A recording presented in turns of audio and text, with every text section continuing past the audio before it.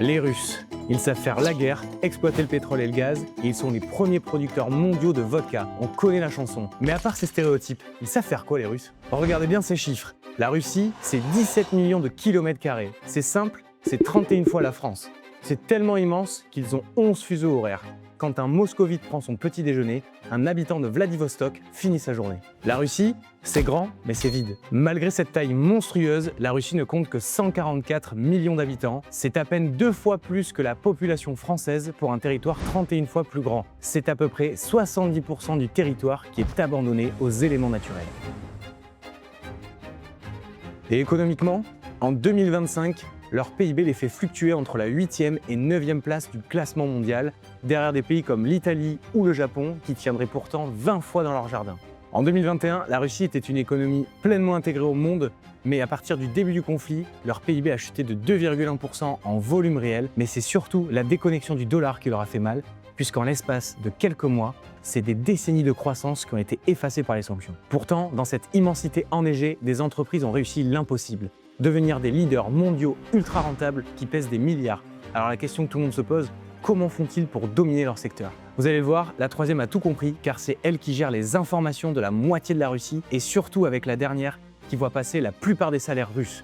On commence tout de suite avec un monstre de plus de 10 milliards d'euros de capitalisation. Son business, vendre ce qui empêche à la planète de mourir de faim. En 2025, alors que tout le monde prédisait leur chute, ils ont réussi à balancer un chiffre d'affaires de plus de 6 milliards d'euros. C'est une hausse de plus de 15% avec une production annuelle de plus de 11 millions de tonnes d'engrais. Mais le chiffre qui donne le vertige, c'est leur résultat net, un bond stratosphérique de plus de 47% sur les 9 premiers mois de 2025.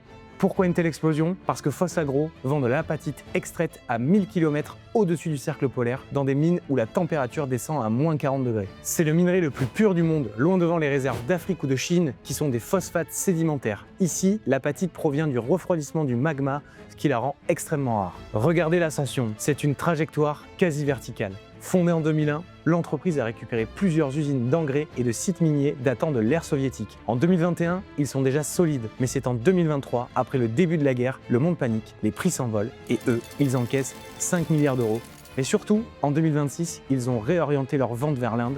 Résultat, x12 en un an. Vous avez bien entendu, 1200% d'augmentation.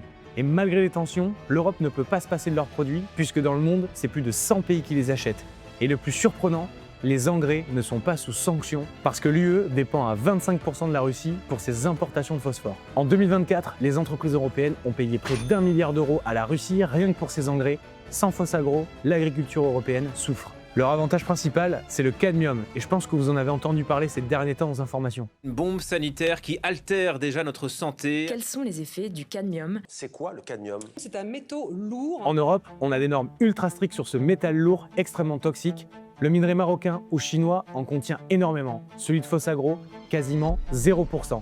C'est le seul qui permet aux agriculteurs français ou allemands de dormir tranquilles. La force russe provient de leur intégration verticale totale. Ils possèdent les mines, les rails, les ports. Sur chaque tonne vendue, leur marge est indécente parce qu'ils contrôlent 100% de la chaîne. Ils ont réussi à transformer l'Arctique en une montagne d'or qui pèse plus de 12 milliards de dollars, leur permettant de contrôler le marché et les prix mondiaux.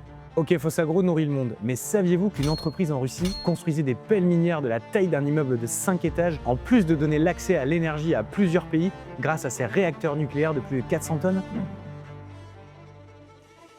1,33 milliard d'euros, c'est ce que pèse ce monstre industriel en bourse, mais ce n'est que la partie émergée de l'iceberg, puisque sa valeur stratégique est inestimable pour la Russie. En 2025, leur chiffre d'affaires a bondi de plus de 22%, tandis que leur carnet de commandes est plein jusqu'en 2030, ce qui représente plus de 3 milliards de dollars de contrats sécurisés. Mais alors la question qu'on se pose, c'est comment une entreprise que tout le monde considérait comme un vestige de l'URSS en 2021 est devenue le centre névralgique de la Russie en 2026, en facturant des milliards à Rosatom ou encore Gazprom? Eh bien parce qu'ils sont les seuls maîtres à bord. Les constructeurs occidentaux ont claqué la porte en 2023 et OMZ a raflé la mise puisqu'ils ont récupéré tous les contrats de maintenance des infrastructures pétrolières et gazières russes. Une belle évolution pour cette société qui a joué un rôle crucial lors de la Seconde Guerre mondiale en produisant des milliers de châssis pour les célèbres chars T-34 et qui fait aujourd'hui partie des 4 seuls acteurs au monde capables de maîtriser la technologie des turbines de haute puissance. En quelque sorte, c'est eux qui fabriquent le cœur des réacteurs réacteurs nucléaires pour l'Égypte ou encore la Turquie, mais ce n'est pas la seule corde à leur arc. Ils construisent aussi des excavatrices géantes capables d'extraire 100 tonnes de roches à chaque coup de pelle, et en plus, ils possèdent une presse à forger unique au monde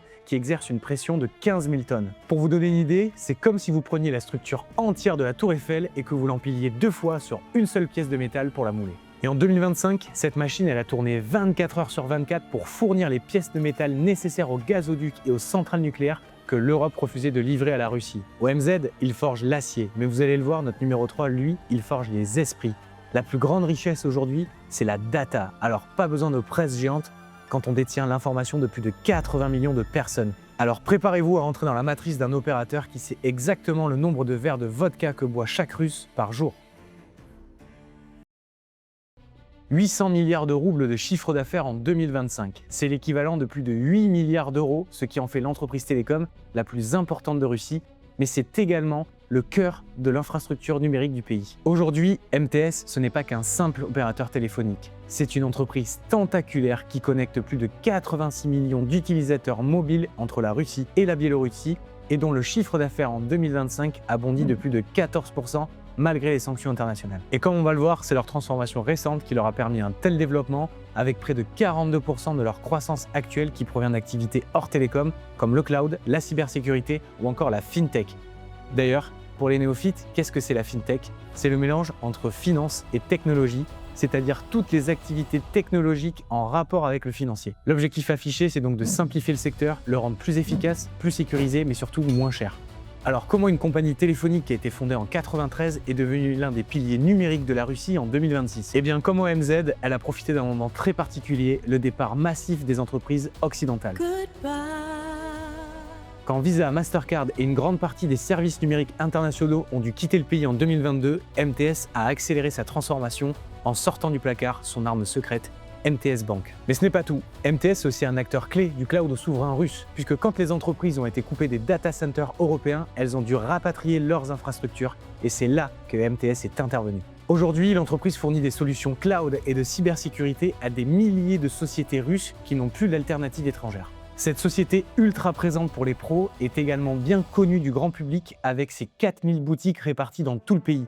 MTS vend aujourd'hui des smartphones, des objets connectés, des téléviseurs et même des solutions intelligentes pour les maisons. Ce qui veut tout simplement dire que dans un pays de 140 millions d'habitants, il contrôle à la fois le réseau, les services, le cloud, la banque et même les points de vente. Finalement, MTS est devenu l'ossature numérique civile de la Russie moderne, mais ce qui est intéressant de regarder, c'est sa création. En 1993, l'entreprise n'était pas tellement russe puisqu'elle a été créée par 2 géants industriels allemands, Deutsche Telekom et Siemens, qui étaient venus en aide pour reconstruire le réseau mobile afin de pallier à la chute de l'URSS. La prochaine entreprise, elle est tellement importante qu'ils ont construit un réseau ferroviaire rien que pour eux. Et le nom de cette entreprise, c'est Severstale.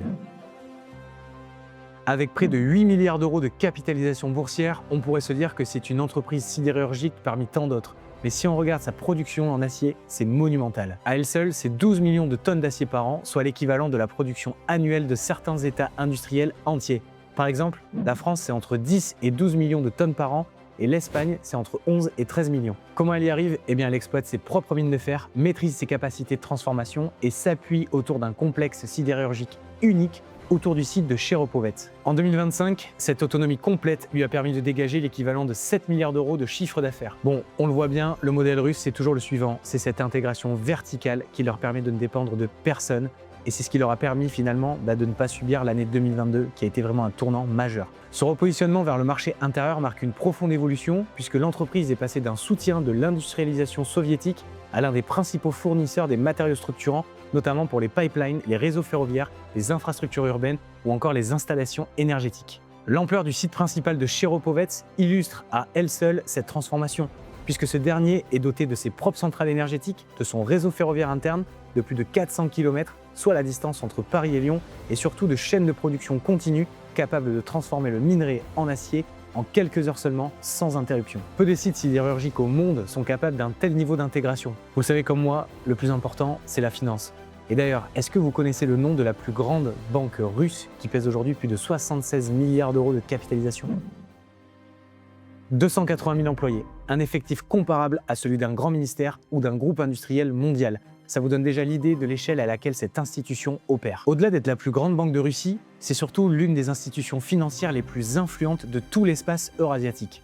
Et en 2025, malgré les sanctions internationales et la rupture d'une partie des connexions financières, Sberbank a enregistré plus de 15 milliards de bénéfices, soit l'un des résultats les plus élevés de toute son histoire. Aujourd'hui, plus de 110 millions de clients utilisent ses services tous les jours, soit l'équivalent de 3 Russes sur 4. Elle concentre près d'un tiers de tous les actifs bancaires du pays, distribue une part massive des crédits immobiliers nationaux et exploite le plus grand réseau bancaire physique de Russie avec plusieurs milliers d'agences et des dizaines de milliers de distributeurs automatiques répartis sur l'ensemble du territoire.